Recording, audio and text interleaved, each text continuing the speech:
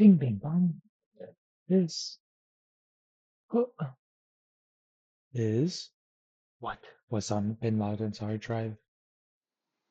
May Dun, 1st, dun, 2011, dun. Abbottabad, Pakistan.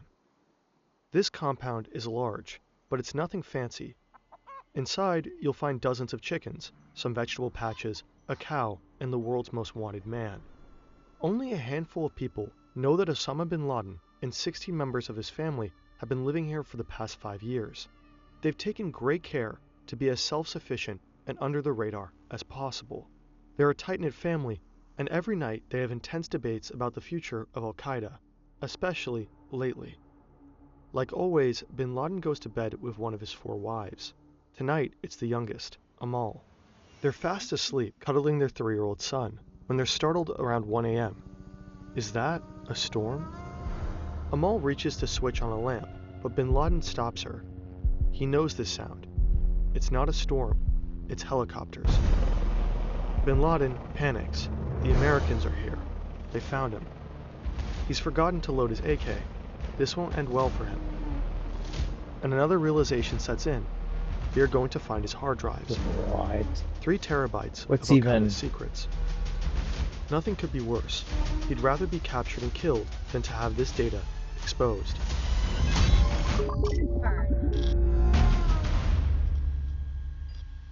What? Before we begin, for more background, we would like to recommend these fantastic short docs by our colleague and friend Neo Animal on how bin Crossing. Laden was found. Also, this video is largely based on the book The Bin Laden Papers by Nellie Lahoud. Links are in the description. Now, let's dive into the incredible story behind these hard drives. Good evening. Tonight, I can report to the American people and to the world that the United States has conducted an operation that killed Osama bin Laden, the leader of Al-Qaeda. When the U.S. Navy How was SEALs that even raided allowed, Abbottabad though? to capture bin Laden, they were supposed to stay for only 30 minutes or less. Most successful missions take no longer, and any delay would amplify the danger. But when they spot, quote, a shit ton of computers in the compound, the potential intelligence value is too tempting. They deviate from the plan to return ASAP. They gather up the electronics and deliver them to the CIA. Sifting through the files is a gargantuan task. Every Arabic-speaking linguist in the intelligence community is on the job. There's lots of normal stuff you might find on just about anyone's computer. Home videos, news clippings, memes, Games? excessive amounts of pornography. Then there is the expected terrorist content, Al-Qaeda propaganda, and so on. But Animal that's not Crossing? the interesting part. On these hard drives, Animal Crossing. U.S. intelligence discovers a treasure trove of letters. Of games. Oh. Steam account. Letters? The bulk of Al-Qaeda's communications were typed or handwritten, then transmitted by couriers on a SIM card. For security reasons, bin Laden did not have internet access the whole time he was in hiding. The letters were exchanged through what Al-Qaeda What?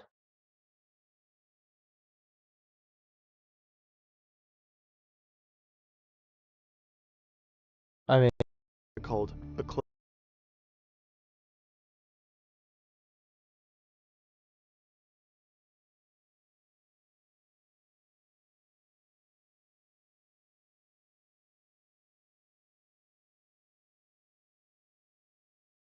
closed circle.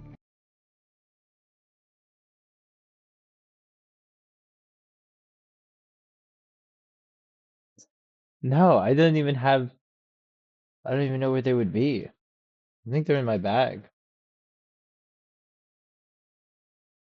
A courier moved between 2 Whoa, intermediaries, one on bin Laden's side Should and one on the still be side of his fine. trusted associate in North Waziristan, a mountainous part of Pakistan bordering you- Afghanistan. It says it's Security measures were so They're stringent, in the the walls. courier did not know about the letters he was transmitting. good. We're Bin learning Laden about never met him or something knew who cool. he actually was. Using couriers was cumbersome and dangerous, but it worked. For 10 years, bin Laden successfully remained hidden, and the world was in the dark when it came to Al-Qaeda. I am like, Until, where are they? Of course. What headphones? Okay, We rely heavily on high-powered computers to produce Look. these videos, but sometimes we might just want to work in They're a cafe both in or the abroad bag. on a beach even. Clothes. We can't take our giant desktops with us. But there is another, much cleaner solution. AnyDesk is a lightning-fast, secure, and reliable access software for seamless remote work and file sharing. It's free for personal use and supports remote video editing, 3D printing, CMS monitoring, and much more. It's easy to use for even the least tech-savvy, but powerful enough for a P machine at AnyDesk intelligence gains. What they found, they acted upon quickly. For example, the files helped them locate Al-Qaeda's chief operations officer in Pakistan's tribal regions. They killed him by a drone strike within 4 months of the Abbottabad raid. Al-Qaeda's top legal scholar was found and killed shortly after. But after these quick results, many of Al-Qaeda's secrets remain buried on these hard drives, coded in the countless letters. He said 4 It would terabytes. take years I see to grasp the a bunch content of of all these twos. communications, and help came from outside the CIA. And what I wanted More to than do 4. was actually to chronicle Al-Qaeda's history post 9/11. And I wanted to do it through the letters. Not through secondary sources, but through the letters. This is Dr. Nellie Lahoud. She studies the evolving ideologies of Al-Qaeda and ISIS, and she led a team that analyzed and contextualized the contents of bin Laden's papers. The declassification process began in 2012, and by 2017, the declassified files were massive. At one I like point, how I they're came to staring realize at a wall this is full of... where I was going to find Al-Qaeda's. Are those supposed to be the communication. files, actually? Is she And wearing... these were about 97,000 files. I was fortunate that I You're was sure? able to have the support of 2 research assistants who were native Arabic speakers like me. Lahoud and her assistants looked at all nearly 100,000 documents, Oh, lady got and what it they down. uncovered is astonishing. The letters reveal bin Laden's character and Al-Qaeda's inner workings. They lay bare bin Laden's future plans and deepest fears. They help map out the global jihadi landscape, and they offer a definitive account of Al-Qaeda's post 9/11 history, which up until then was deeply misunderstood.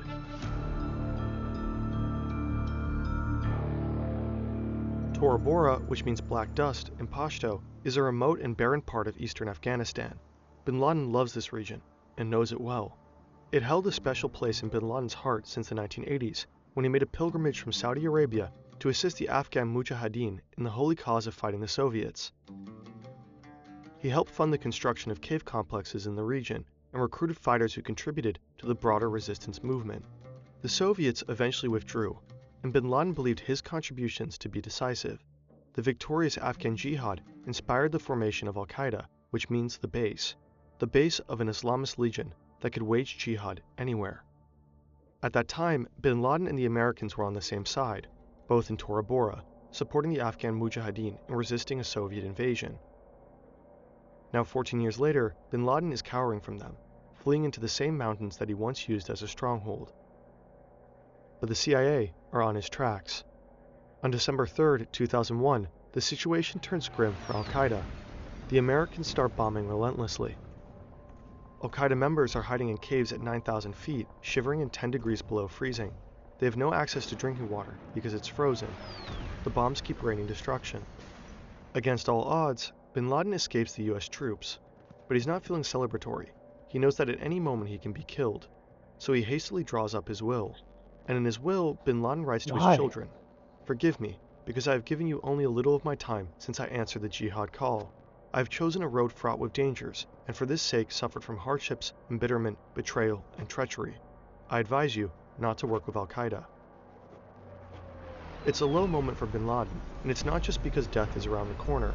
It's also because he made a horrible mistake, and now he knows it.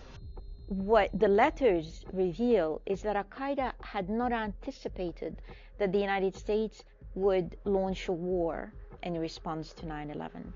At most, they thought that the United States would respond with limited airstrikes. Al-Qaeda was completely unprepared. They didn't even have a plan A. Bin Laden made a huge miscalculation. He believed the United States was fundamentally weak, a paper tiger with no real bite. Not all jihadis suffered from this delusion. In a council shortly before 9/11, high-level jihadis and Muslim religious authorities warned bin Laden that the Americans would attack the whole Middle East if he launched an attack on US soil. But he waved off their concerns confidently. He was certain that the United States didn't have the resources for a counterattack. Bin Laden's stated purpose of 9/11 was to serve as a decisive blow to force the United States to withdraw its military forces from Muslim-majority countries. Well, quite the opposite happened.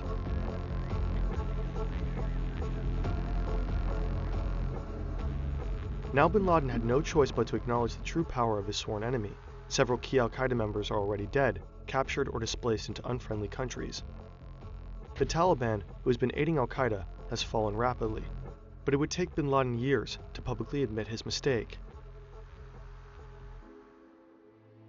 For their part, the United States also misunderstood the power of their enemy, but in their case, the opposite was true. They believed al-Qaeda was far more powerful than Have it you seen actually Iron Man? was.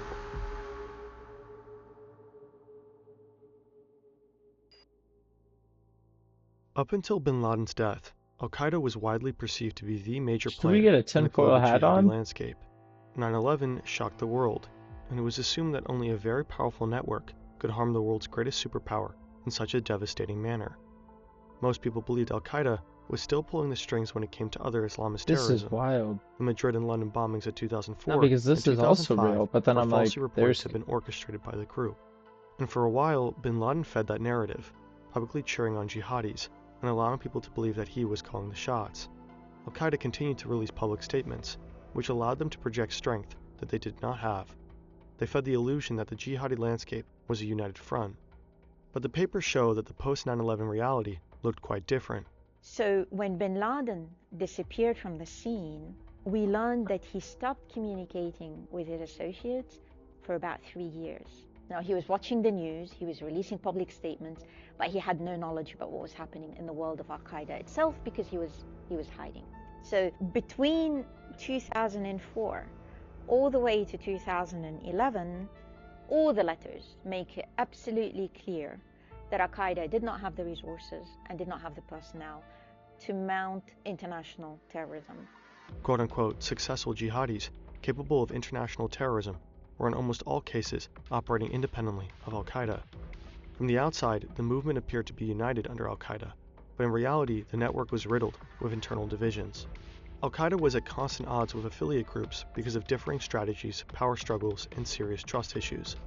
Later letters show that much of al-Qaeda's post-9/11 focus was on managing these tensions. In highly bureaucratic al-Qaeda memos, you can tell that bin Laden's educational background is in business administration and not religious scripture. He's a hands-on boss with a tendency to micromanage, running al-Qaeda like a failing company. He's preoccupied with the competition, with rebranding, with PR scandals, and with potential mergers. He's anxiously trying and failing to control the affiliate groups. He's afraid Animal different strategies Crossing are tarnishing the on the al-Qaeda computer. brand. These groups ended up focusing their attention locally, and in the process, they mounted many indiscriminate attacks that saw many Muslim casualties, and this upset bin Laden deeply. Many, if not probably all these attacks, were not authorized by bin Laden or the top leadership of al-Qaeda. We find bin Laden and his associates remarkably calling for less terrorism rather than more terrorism out of these groups. But this isn't to kind of paint them as being, peaceful makers. They wanted the attacks of all these groups to be targeting the United States. The United States' counterterrorism efforts didn't reflect any of this complexity.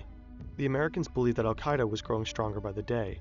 They were fixated on al-Qaeda as the main threat, pouring a huge amount of resources into finding bin Laden. And just after the 9/11 attacks, the Bush administration passed the authorization for the use of military force.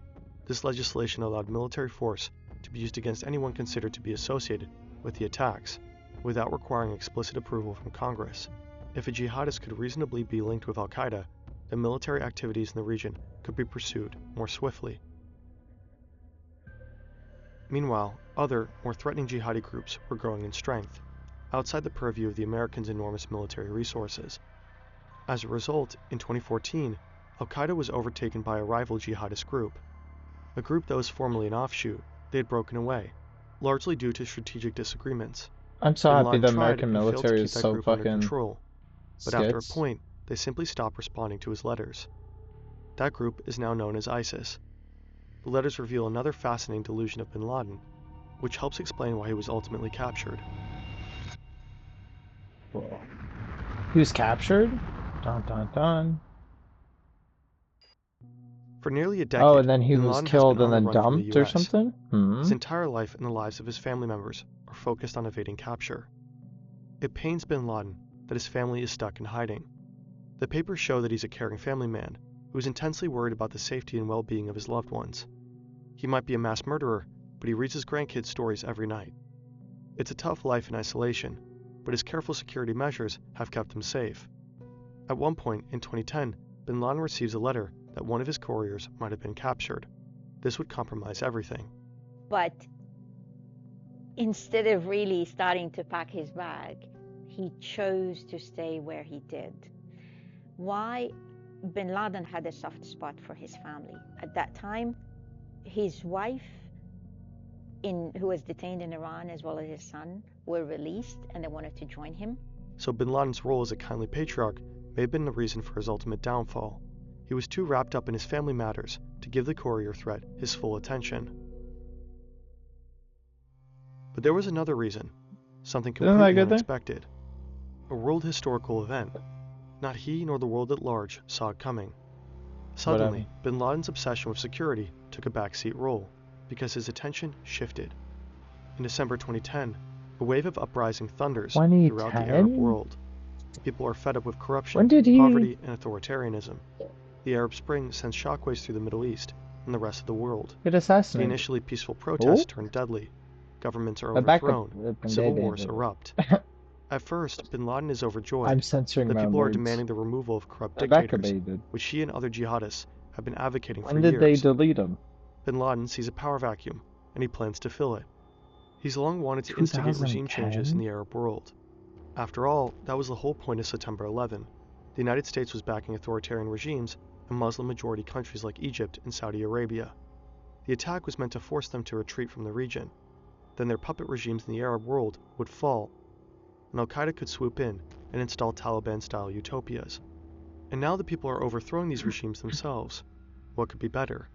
Bin Laden and his family are excitedly preparing their response. We know this from a handwritten family journal found during the Abbottabad raid. The journal recorded the conversations of bin Laden's family, leading up to the night before his death. Every day, they're having intense debates about how Al-Qaeda should navigate this new reality. There's just one problem. Al-Qaeda isn't exactly at the forefront of the protesters' demands. It seems that many people want democracy, and not a caliphate. And the situation keeps changing rapidly, so strategizing is tricky.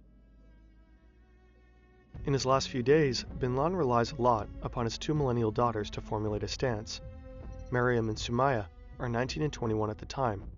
The journal reveals them to be sharp, passionate, and willing to challenge their father. They ask him the hard questions, like, is it possible that some among the new generation will believe that political change can occur without jihad? After all, the West intervened in support of overthrowing the Libyan dictator and seems generally in favor of the uprisings. Bin Laden is stumped. At points he is almost hopeless in his confusion, one day saying, "We cannot do anything except intensify our prayers." But his daughters push him to make a statement. The political moment is too important to waste. So the role of his daughters was remarkable, and we find in the letters by various family members that Maryam and Sumaya, to quote one letter, worked very closely with their father, and their writings were broadcast on TV, meaning that it was their work, their writings, that bin Laden had delivered in his public statement over the years. So clearly they were doing the heavy lifting at home. They were all on the same page in terms of their loyalty to jihad, their commitment rather, to the cause for which bin Laden had spent his life doing. It was a family affair. So what did they say At the end of bin specifically? Laden's life, the papers reveal a man who is fearful, paranoid, His daughters and wrote most incapable of his of public materializing most of statements. his plans, large and small. That's He pretty never funny. achieves another large-scale attack on the United States.